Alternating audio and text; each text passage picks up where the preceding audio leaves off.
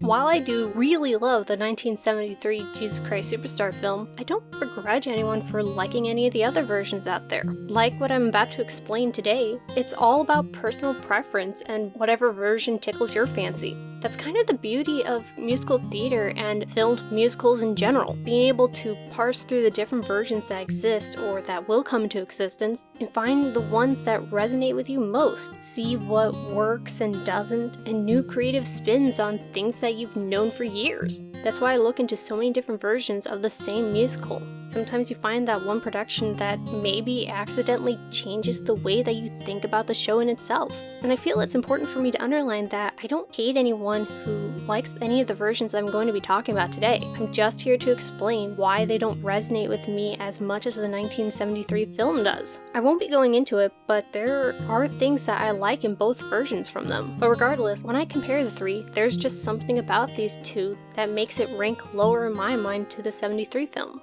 Overall, I really enjoyed the arena tour version. It was fun, most of the performances were wonderful, and not to mention that this show is the source of my new favorite GIF. Still, I'm not here to praise it so much as to explain why it's not my favorite. The biggest reason is I don't like this Judas at all. His voice is nice for the most part. He does do these rather obnoxious screams, most notably in the Jesus Christ Superstar song, but otherwise he's fine. Hell, it sounds like it was rather needless to auto-tune him, but whatever. A lot of my complaints with him comes from the acting, not so much as the singing. He really seems like a singer first and an actor second, only casted because of his voice, which is weird because, again, they felt the need to auto-tune him. He's just so stiff. There's no energy behind his movements while he's singing. It's like that old saying that you can't walk and chew gum at the same time. He can make his face look a certain way while he's singing, but if he's trying to express any emotion through his movements, that's not gonna happen while he's performing his song. It's especially noticeable when he's just standing there or stiltly walking up and down the steps. Especially considering what Carl Anderson was able to do in the desert, no less, this just doesn't compare. And even though his voice is pretty nice, I don't like some of his inflections, and that especially comes down to just my personal preference. Just the way he says certain things, I'm not a huge fan of. The 2000 version that I'm going to talk about shortly does this a lot worse, but I don't like the little bit of conflict between Judas and Jesus that it has. Namely to where it makes them look like they're more antagonists rather than two people who respect each other, enough to where one of them thinks he has to turn him in order to save him. Particularly, I'm not a huge fan of Judas trying to call Jesus out, saying that this expensive oil was not worth your feet and hair. And also Judas poking Jesus while he's accusing him of destroying their ideals with his superstardom. Other than that, I greatly enjoyed the vocal performances, but one thing sticks out in particular that the 2000 version is also guilty of: the lack of the classic rock scream when Jesus hits those high notes. It just doesn't carry the same weight when they're using the smooth Broadway way of forming in higher registers. It actually kind of sounds ridiculous and almost comical, which it's not supposed to be. I feel like this particular Jesus is able to pull it off a little better, but there are a lot of key moments where the lack of a classic rock scream really ruins the moment or at least interrupts it. Otherwise, this version comes really close to being my favorite. It doesn't really have the chance to display the cinematography that I greatly love in the 1973 film, but as a filmed stage version, it's really good. Judas and the lack of a classic rock scream do bring down the show as a whole, but otherwise it's wonderful. I especially love the whimsy of King Herod's song in this, and this version has also made me realize that as a prerequisite, anyone considered for the role assignment must at least have a great voice. So basically from here on out, I'm just going to be bashing on the 2000 version because while the arena tour version was pretty fun with some, while seemingly small, pretty weighty faults for me, the 2000 film, wow, it's bad. The sense I get from IMDb is that you seriously either love it or hate it. There was really no in between. It was all either 1s or 10s. And I guess I fall on the one side. One being, wow, this sucks. Right out of the gate, the opening just isn't fun at all. Camera just panning over still images and people just sitting or lying or standing against a wall. Sure, we get a little bit of a chase scene, but it's not that interesting. Hell, I'm more entertained by reading the credits on the screen than seeing what the actual people are doing. The opening sets up the setting, but not so much the characters. We don't know who any of these people are, and we're not given a reason to care about them. I also really don't like this Judas's voice. I read somewhere that he admitted that he wouldn't be able to actually play Judas on Broadway or in an actual stage performance because he doesn't have the voice for it, and it kind of shows. Again, there's a lot of inflection choices that I personally don't like, but it just doesn't sound great when he's squeaking all the time.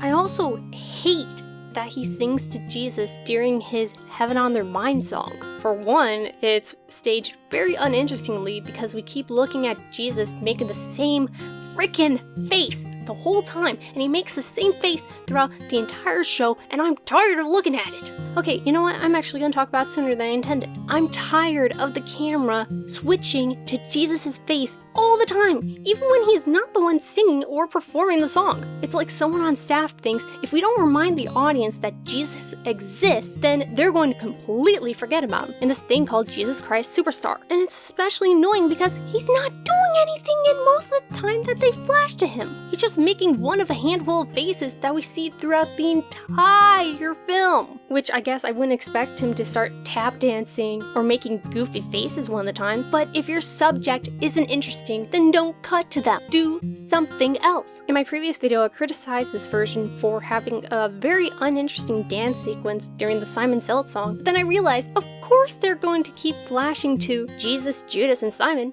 because it's not a dance sequence. The crowd gets a few movements, but that's about it. The only interesting thing there is Jesus making the same stupid face. Judas too! The most interesting thing we get is Simon showing off his admittedly wonderful voice, which kind of makes sense because he is the one singing, but he's not doing enough interesting things to keep cutting to him. It just makes me appreciate the 73 film all the more so because it treats the other characters not like background set dressing, but as actual people who the camera cares about. Jesus and Judas aren't the only people in this friggin' musical. Another thing about the cinematography is that it consistently uses tight shots to where we don't really get a sense of what all the people around the subject is doing, except for the rare moments where it zooms out a little bit, but it's not enough to really get a sense of the setting either. It's another thing that's very common in modern cinema, which is okay depending on the type of film they are making, but not so much for a musical, where the other characters are supposed to be doing interesting things while they're on screen with your main cast. I also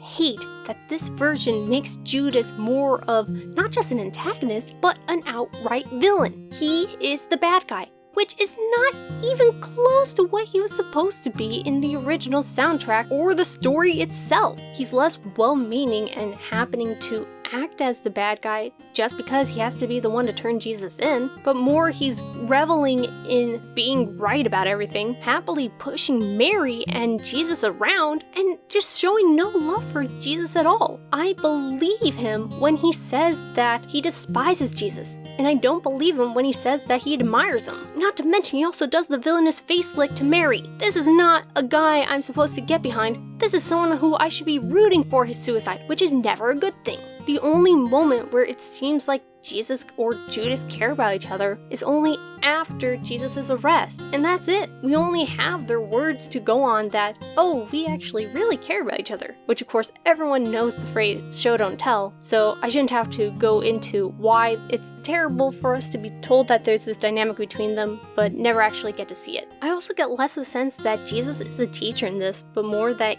he just hates his position. I can't see why this particular man would have been inspired to take the road that God outlined for him. Anytime a teaching moment would come up, he seems to meet it with anger or frustration, which I guess could be an effect of the same stupid crap for 3 years, but there's no patience behind the man. It doesn't feel like there ever was. It doesn't seem like he cares about the questions being asked of him, or that he's a person who would ever want to be a guide except for the superstar nature of it. I also hate how this version unnecessarily slows down some of the songs. In a few points, it's effective, but most of the time it's just boring. Also, this version, along with the arena tour, are guilty of the certain lines that I really don't like, i.e. Jesus telling the crowd to heal themselves. Well, they literally can't, and that doesn't sound so much like a Jesus thing to say. Especially the Jesus that this show is trying to tell us that he is. I also really don't like how the false piety is taken out of the temple scene in both versions. Like, The line is still there, but it's less being proclaimed over and over again to really give us a sense of what's going on in the scene. The show doesn't really do a good job of explaining what's going on in the scene up until he reveals that this is supposed to actually be a temple for God. It just looks like Jesus is crashing someone else's party. I feel like the 73 version's continual proclamation of "Come on in, Jerusalem, while your temple still survive, we at least are still alive," helps us better understand what's supposed to be going on here and what is this place that Jesus and his followers are visiting. There are also quite a few blocking and action changes that I really don't like, which can you be surprised by? Why would the Pharisees and priests send in the Roman guards right after they said that that wouldn't help, and the only way to solve the Jesus problem is to have him arrested and killed, which would involve getting him away from the crowds? I understand that the filmmakers wanted to underline Jesus' followers' obsessiveness with fighting, but this was not a good way to do it, especially because you undercut the wonderful song that just happened. Speaking of which, damn son, how do you get your voice that low? You know why we are here.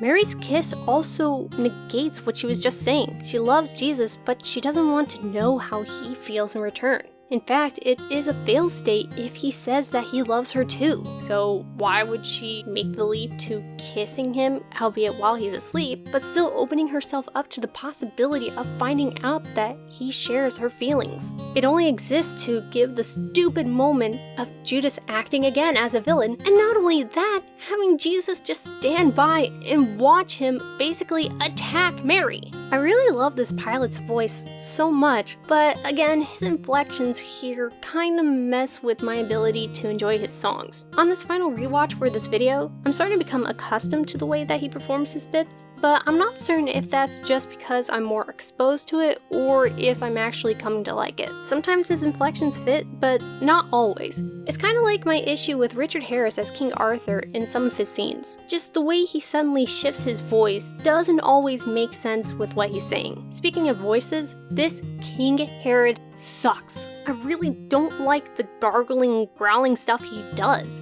It doesn't really sound like he's singing. Actually, it seems like he's supposed to be singing his song, but his performance makes it seem like he can't actually sing. I've not seen this guy do anything else, so maybe he does have a really good voice, and maybe it's just whoever's directing him who's making him seem awful, but that's still the sense I get. King Herod's song is supposed to be fun and whimsical, but I just find myself annoyed with it in this version. Another thing that both versions do that I don't really like is the switch of want and need when it comes to the money. In these versions, Judas first says that he doesn't need the money, and then after the priest push him more, he says that he doesn't want the money. Maybe I just don't really know the logic behind it, but I think it works a lot better when Judas says that he doesn't want the money, then the priest press, and then Judas says, "No, I don't need it. I have literally no reason to get it." And that's why then the priest try to put in his head that, well, you don't need it, but someone else might. Speaking of that scene, some of the blocking really isn't that good. For one, why is Annas pulling Judas's hair when he's trying to be friendly and get information from the guy? I also feel that they didn't really make use of the instrumental part of the song, just having Judas run about. It's not that interesting. And one thing that I'll give the Judas in the Arena Tour version is that just having him light a cigarette and Annas help him out try to get it lit actually worked, because then it transitions into him calling Annas a friend.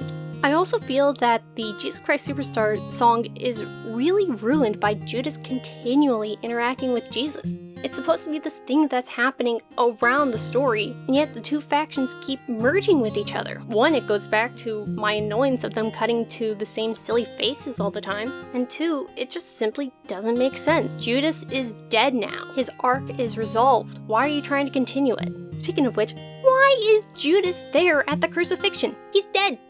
Get rid of him. Go, shoot. Which leads into yet another problem that I have with this version. Judas is everywhere. Like with Jesus, it seems like the camera thinks we're just going to forget about him if he's not constantly on screen. Both the Arena Tour and the 73 film knew that if Judas didn't need to be there, then there's no reason to have him there. Less is more. We already get that he doesn't like the things that are going on. Why does that have to keep being shoved in our faces? It just interrupts our ability to enjoy what's going around with the other characters. This last point is more of a personal preference than perhaps a sin of the movie. In fact, both the Arena Tour and this version do it. I feel that the Jesus death is rather too drawn out. On one hand, it's not all that interesting just spending quite a few moments watching Jesus up on the cross, and on another hand, I don't like seeing people in pain like this. The 73 version was short in spending time with Jesus on the cross, which I liked because it was able to effectively convey the hardship Jesus is facing, but it also didn't revel in it. Whereas here in the arena version,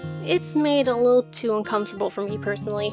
Again, there are points in both that I really like. It's just, the complaints that I've listed have put themselves below the Norman Jewison film, at least in my mind. If you like one of these over the 73 film, then fine, that's good for you. Again, I don't begrudge or hate you, I'm just here to explain why these don't tickle my fancy in particular. Even though none of the subsequent versions that I've seen after the Norman Jewison film have quite lived up to my expectations, I'm still very excited to see Jesus Christ Superstar live this weekend. At the very least, it'll be interesting. I am a little concerned about John Legend being cast as Jesus. I don't know if he's acted in anything before, it seems like he might not have. But then again, I could have just missed that on his IMDb page. After having watched the 25th anniversary in-concert version of Les Mis, I'm excited to see Norman Lewis in this. Unless he's poorly directed, he should at least be a light of this version, if anything. I'm also curious to see what exactly they do with Alice Cooper and King Herod's song. Hopefully, it's fun and whimsical just like I like it, because the world revolves around my tastes. Thank you very much for consuming this video and for joining me in Jesus Christ Superstar Month, and until next time.